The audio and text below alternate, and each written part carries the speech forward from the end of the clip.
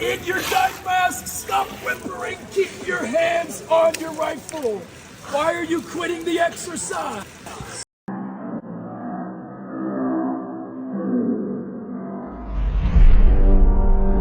SEAL's preparation is designed to forge. Perhaps the most famous SEAL operation in recent memory is the raid that killed Osama bin Laden.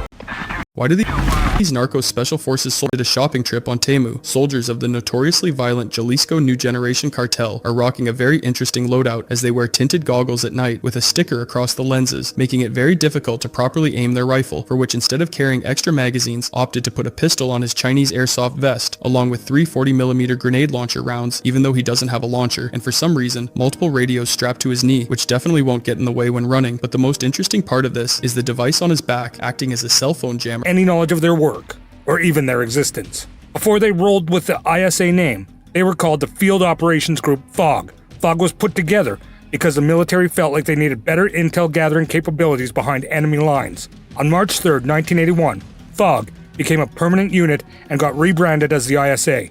But getting into the ISA, it's no cakewalk. First off, you've got to already be part of the Special Ops Group. After that, it's a whole process. The ISA is all about gathering human intelligence and signals intelligence. They're the go-to squad when other special ops teams hit a wall because they're missing key intel, taking out enemy lookout spots in Afghanistan to keep our guys safe. Some folks call them Task Force Brown, while others straight up fear them as the Ghosts. To the public, they're the 160th Special Operations Aviation Regiment, SOAR, but in the Army and Special Ops circles, they're known as the legendary Night Stalkers. Their motto, death waits in the dark, pretty much says it all. These guys run their ops after sundown, flying through pitch black skies in some of the wildest conditions imaginable. They're hands down the best pilot the Army's got, and they go through months of grueling training before they're even considered mission ready. These Night Stalkers conduct their missions all over the globe, from the scorching deserts of the Middle East to the dense jungles of tropical Asia, and pretty much everywhere in between. Next on our list is Special Forces. Whether they're riding donkeys through the rough mountains of Afghanistan, building guerrilla armies in Vietnam, or training local police to take down drug cartels in Colombia, the Green Berets have earned the rep as the most flexible and specialized force in the US military's toolbox. The Oppressor Liber, which translates to free the oppressed, isn't just some fancy motto. It's a serious mission. And not just any military group can live up to that. Maybe that's why the Green Berets' legendary feats have been immortalized in songs, movies, and countless books. People sometimes mix up the Special Forces with other Special Operation Forces, but these guys, they're in a league all to their own. They've got combat skills and recon game down, but they go way beyond, which is known as foreign internal defense. They are trained in languages, culture, diplomacy, psychological warfare, and even how to dish out a little disinformation. Their operation can be anything from giving an Afghan tribal chief the inside scoop on how to lock down his power, to pulling off a lightning-fast raid on a guerrilla outpost deep in the Central American jungle, or even acting as bodyguards for Eastern European leaders. They're quite literally America's first line of defense, as they are deployed years before a war takes place. That's why they're called soldier diplomats and quiet professionals. The Rangers' legacy goes way back to the early days of America's founding. But the modern-day Rangers got the roots that stretch all the way back to World War II. Across the Special Operations community, you've got the gap between operators and enablers, alpha teams and bravo teams, direct action and support roles. But in the Ranger Regiment, that divide doesn't exist. Everyone's a Rangers first, no matter what. The 75th is an airborne light infantry combat group under the U.S. Army Special Operations Command. Their motto, Rangers lead the way, isn't just for show. It's got some serious history during World War II. These guys are the only unit that's been deployed non-stop since 9/11. The 75th Ranger Regiment calls Fort Moore, Georgia, home. With over 23 years of back-to-back combat, Rangers are some of the most deployed forces in the U.S. military.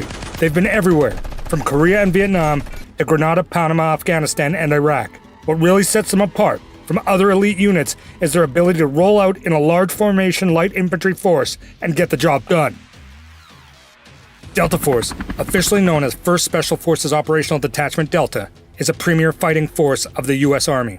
Over the years, Delta has gone through a few name swaps. Even though most people still call it Delta Force, it's been renamed the Combat Applications Group, CAG, and now goes by the Army Compartmented Elements, ACE. But most of the folks probably stick with calling it Delta. The unit is mostly known for its Tier 1 counterterrorism ops, taking down high-value targets. These guys handle everything from direct action raids and hostage rescues to working undercover with the CIA. They're also the ones providing security for top leaders when they roll through war zones. Delta Force was created to be the US version of Britain's SAS, thanks to Colonel Charles A. Beckwith, a Green Beret who had spent time with the SAS. While a lot of their training is closely guarded secret, Colonel Beckwith spilled some details in his book Delta Force. He talked about the brutal tests early recruits had to go through just. And let's be real, it's no secret that only the best of the best make it into this super exclusive force. In fact, about 90% of those who try out end up washing out before they even get close. Keep in mind, these are folks who've already served in the Ranger Regiment and Special Forces. Soldiers from the 95th Civil Affairs Brigade are like the go-to connectors for military commanders and U.S. ambassadors. They're all about building solid relationships with key folks in the local area to help hit U.S. government goals. These teams link up with the U.S. Department of State, NGOs, and locals, whether it's a chill situation, something brewing, or straight up hostile. Plus, 95th Civil Affairs Unit is all ready to roll out at a moment's notice, whether it's to a tiny village off the beaten path or a big city anywhere across the globe. To help host nations figure out what it really needs, pulling together locals and outside resources to keep things stable for the long haul, while working to break down and wipe out violent extreme groups or their toxic ideas. You'll find them stepping in for disaster prevention, helping manage the aftermath, and getting involved with programs that support people and build up communities. PSYOP soldiers are handpicked for their IQ, flexibility, and ability to keep their cool no matter what. They break down the big picture, zero in on physical targets and specific groups, give advice on how to hit the right psychological notes, and come up with strategies to influence the situation. These soldiers craft messages and actions that hit where it hurts, and just in the right moment, and then check to see if it all worked. Rolling in small, tight-knit teams, PSYOPs can handle military info ops, carry out deception plans for the DoD, help build up allies, influence game, and when the president calls, they're ready to step in and support civil authorities. They're a tight-knit sisterhood of female combat warriors, the alphas of the alphas, who are out there on the front lines with Army Rangers and Green Berets. These cultural support teams, made up of elite women specifically selected and trained to roll with special ops in direct combat. Their main job? To connect with the women and children in these areas, especially when it's a cultural no-go for male service members to step in. U.S. Army Special Reactions Teams, SRTs, are like the Army's version of elite cops, specially trained to jump into action when things go sideways on base. Just like civilian SWAT teams, SRTs get the call when regular military police need backup. These teams are ready to take on active shooters, barricaded suspects, hostage rescue, counterterrorism, VIP protection, high-risk arrests, and sniper incidents.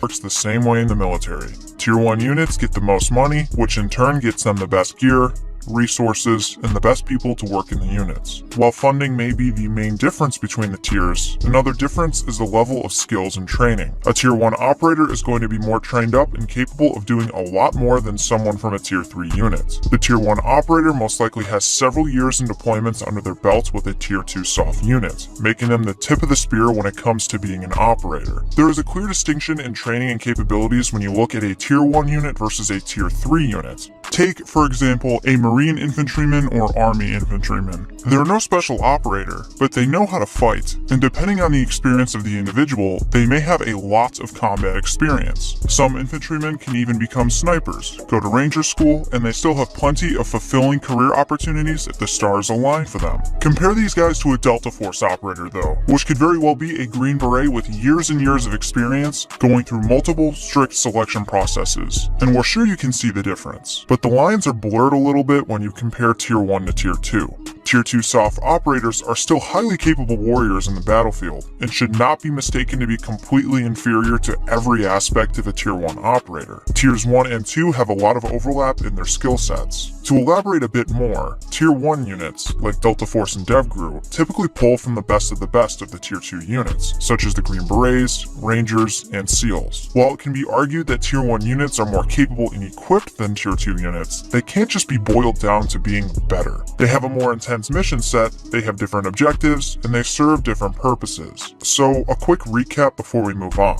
Tier 1 units compose of the best of the Tier 2 units. Tier 2 units consist of soft operators from your typical soft units, and then Tier 3 units are considered as large and conventional warfare units. Now that you have a basic grasp and understanding of the 3 tiers, you're probably asking, do you have to move up the tier system? Do you have to go from Tier 3 to Tier 2 to Tier 1? Not really. You could very well find yourself in a Tier 3 unit, try out for a soft force and be in a Tier 2 unit, and then further down your career find yourself in a Tier 1 unit. You could join off the bat into a Tier 2 unit and make your way into a Tier 1 unit, or you could jump from a Tier 3 unit into a Tier 1 unit. Delta Force has been known to take personnel from conventional forces on rare occasions. As a matter of rule, however, you typically need extensive experience in a Tier 2 soft unit before you're able to try out or be recruited into a Tier 1 unit. You really only see people getting recruited straight into a Tier 1 unit in the movies, so don't think that SEAL Team 6 is going to come knocking on your door because you're interested.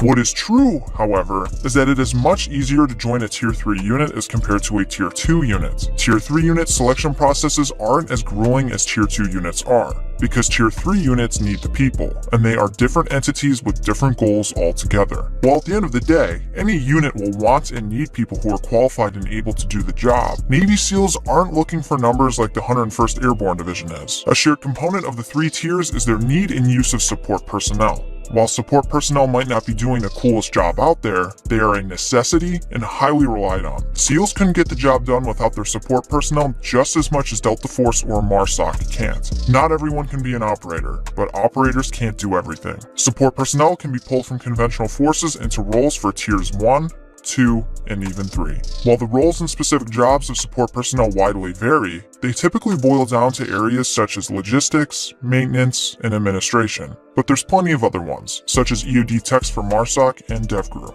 Canada's Tier 1 Special Forces unit was finally caught on camera. Earlier this year, when gang violence in Haiti reached dangerous levels, thousands of armed gang members stormed the capital's streets, looting and rioting. In an effort to protect the Canadian embassy, the Canadian government deployed a small number of JTF-2 assaulters, a unit often described as a hybrid of Delta Force and the FBI's hostage rescue team. Notorious for operating in secrecy, JTF-2 was seen with their modern, top-of-the-line gear, such as the Faro Concepts plate carrier, Ops Corps helmets, and SIG MCX rifles, interestingly equipped with 40-round magazines, a trend more Western special forces have been adopting. Meanwhile, the rest of the Canadian military is still using outdated gear, like World War II era Browning high-power pistols, and possibly one of the worst tactical vests ever made.